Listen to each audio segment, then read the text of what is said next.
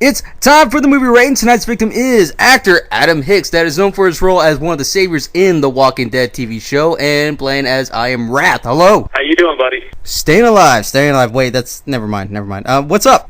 Nothing, man. Just chilling today, kind of relaxing. It's nice and hot here where I'm at, and just living life. Living life. So, do we have any new projects coming out this year, or that we're working on right now that you are allowed to tell us? I have one that's coming up that I can't really speak of very much at all, actually. Could be something pretty good. It's still kind of in the real early phases of it, but I should know something next week on, what route it's going to go. Now, even though we can check out the Walking Dead stuff, that we can see your smug in several of the episodes, actually, more than one. Oh, yeah.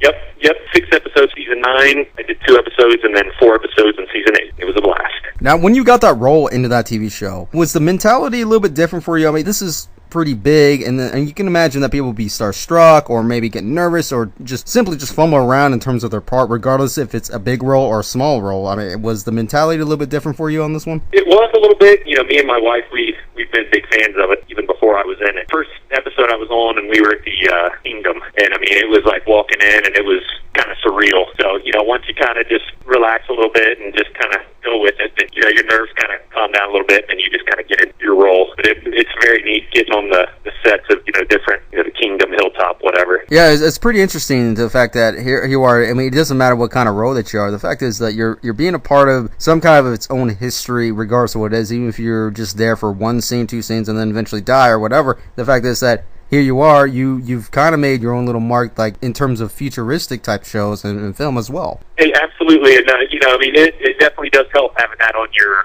resume, that big show like that. I definitely feel like that's benefited me a lot, recently. Definitely something to watch, and the fact is that you got a physical copy of something that you were in, and this is not just a demo reel. Some films just never make it to the shelves a lot, especially you've done this for, let's say, 5 to 10 years or more, and you don't really get to just come around and just look at it, because everything's more like online streaming and all this other through all these other companies and so forth. Right. Oh yeah, for sure. I mean, this is definitely I bought each season that as they come out, which I think season 9 is coming out, I think, this month on DVD. But no, so The Walking Dead's been fun, and that's definitely one of my things I can kind of check off my bucket list that I did. That was really fun. Well, did you actually have to do anything special with that too? In terms of, do you actually have to keep yourself from sending out any kind of still photos or anything like that? Yeah, absolutely. I mean, they're very, very strict on that. And when you're in holding and you go to the set, they see it. Potentially, you could legally bound by something, but also they'll just be like, "Hey, man, you're done. Leave," and you blew that chance of something good you're doing. And that's another thing in terms of mentality-wise. When you become something in a TV show like this or any other string of TV shows, the mentality has to say above average, above everything else, because you can't just have a big head of it. It's like, hey, I was in this. If you keep going forward from project to project, it can get even better. But it's almost like a big ball, man. It's going to keep rolling if you just stay ahead of that. Even doing smaller things, some of the people I've met and networking with, I mean, that's how I've landed other little gigs that I've done, is get to talking to somebody when you're on set, strike up a conversation, you become, friends or whatever, and like, hey, I think you should come try out for, this part or whatever, and it definitely helps. Even the small parts that you think you're just like, this is kind of a waste of my day, not really, because, I mean, some of the worst parts I've had have ended up maybe to me down the line.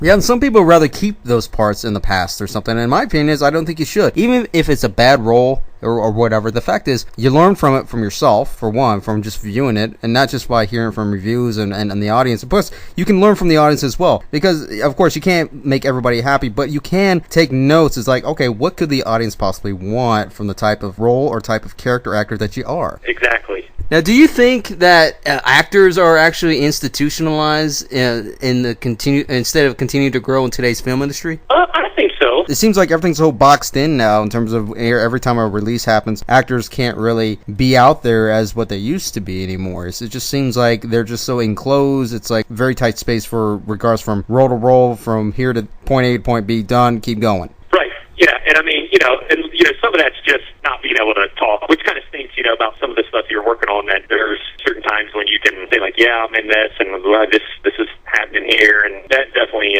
hampers some stuff there.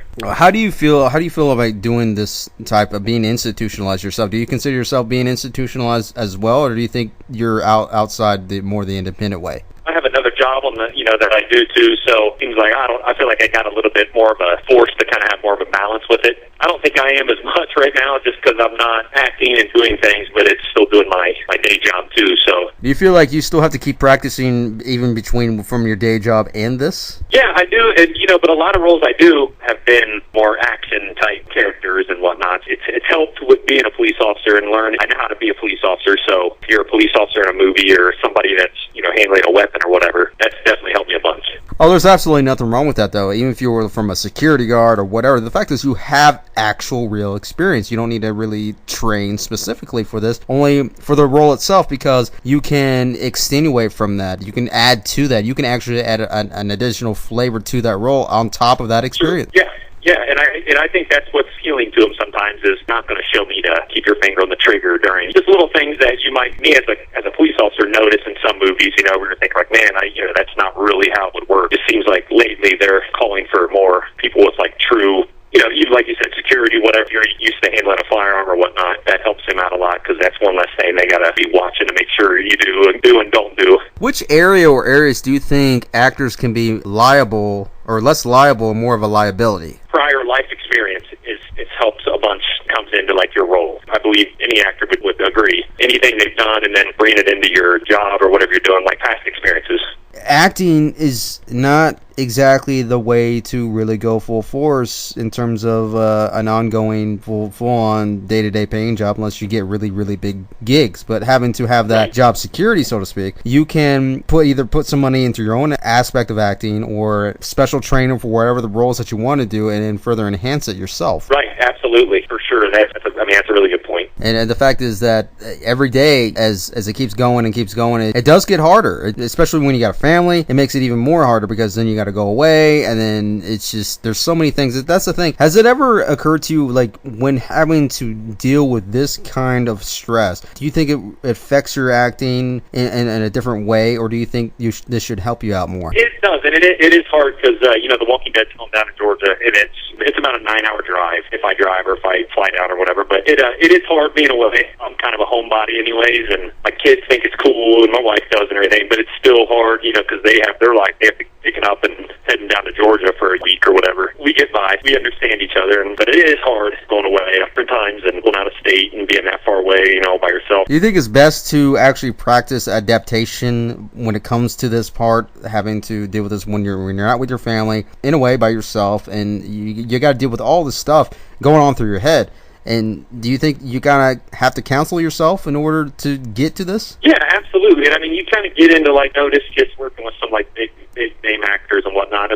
They all have their own little thing that they do between scenes or whatnot. They all have their own little thing they do to kind of get themselves ready and kind of get in the character type thing. Like me, I just kind of like to have chill time before, and I just kind of go over in my mind what I'm doing and how it's going to look and what I need to do and things like that. Now, how far do you think you want to go as an actor? Do you want to extend further into TV, or do you want to more go into the film aspect of things? Or in terms, even roles, what kind of roles do you prefer for the most part, at least at this point? Ultimately, probably more of a film direction is kind of what I want to go. It depends on what the storyline of the show or the movie's going to be about. If I think I can really get into that kind of a character that would be needed for something like that, if I think I can do it well, but ultimately probably more probably just film is what kind of my main goal would be later on. What's more of a learning experience for you? Is it by being with other people, or is this just because you just want to throw yourself into this all alone? Yeah, no, I think absolutely, definitely when you're working with other people, and sometimes it is better to just, if you think about it too much, you can kind of psych yourself out a little. People that have been doing it for a long time, and you watch how they handle themselves and how they handle a situation where you might think, oh, this is how it needs to be done, and then, Sylvester Stallone do it, and you're like, okay, I was wrong. Let's do it like this guy did it. One of those deals. So it's an ongoing balance, though, because it's you'd like to see what they're doing, but at the same time, you want to do your own thing. You want to separate yourself as an actor from everybody else. Everybody does, but there's nothing wrong with learning from everybody of having to do it, because you have to basically just keep your mouth shut and just go with it. And because if you do that, then you're going to succeed, because you didn't know how to act in this particular way, and later on you're going to, oh, okay, well, I learned it from this guy, and it worked out in the second sequel or whatever. Right, Exactly. Yeah, that's exactly right. It's one of those things you kind of get thrown into something, you kind of learn as you go, and hopefully what they want. Unfortunately, mistakes always happen in film industry. Everybody does. Even the high caliber, highest of actors in the world do the same thing, no matter how many times they've done this throughout their entire career. But at the same time, I know it's crucial. I know it's really crucial. But do you actually memorize of the mistakes that you did make so you don't make them, or would you just shrug it off and just like it was just a part of the past? Now you know what to do. Yeah, I would say that. For example, when I was in I Am Rap in a scene with John Travolta, and we went over this my scene like multiple times. When you're watching it in the movies, it looks like it's just you and like two other people, but you have like the entire crowd of cameras and whatnot around you. You get kind of like fumbled with your words and whatnot. And first, my opening little lines that I had, it was kind of a tongue twister, kind of a goofy, and so I kept, kind of screwing that up a little bit and redo and whatnot. And, finally I got it. Take a deep breath, chill. If you auditioned and you got it, they want you. So, it's not like you don't have to be worried like, oh, crap, I messed it up for the third time. They're going to boot me out. No, I don't think so at all. I got through it. And it's always nice to have a little bit of that cushion there, too, because you, like you said, in this particular film that you just mentioned that with John Travolta, at least you have a very well-experienced actor to possibly help you out. I don't know if he does or not try to help, but at least you could always ask questions. There's nothing wrong with asking questions because you could be doing this for 30 years. There's still nothing wrong with asking questions about acting or how to get that role, how to behave in this particular manner. It's okay, guys. I'll definitely say that John Travolta was very, very nice guy. Was not like, you weren't intimidated. Like, you could just chat with him as you're doing your thing, and if you had a question or whatever, then sure. But he was cool. Oh yeah, definitely. But again, cushion is always good if you have that. Use it. It's not really a safety net. It's just something just in case you fall on your butt. Guess what? There's another actor that can just give you a little nudge, pick you up, and then go back to the lines and then figure it out what you're trying to do, and then boom, you'll succeed. Yes, absolutely. That's spot on how I feel like it works.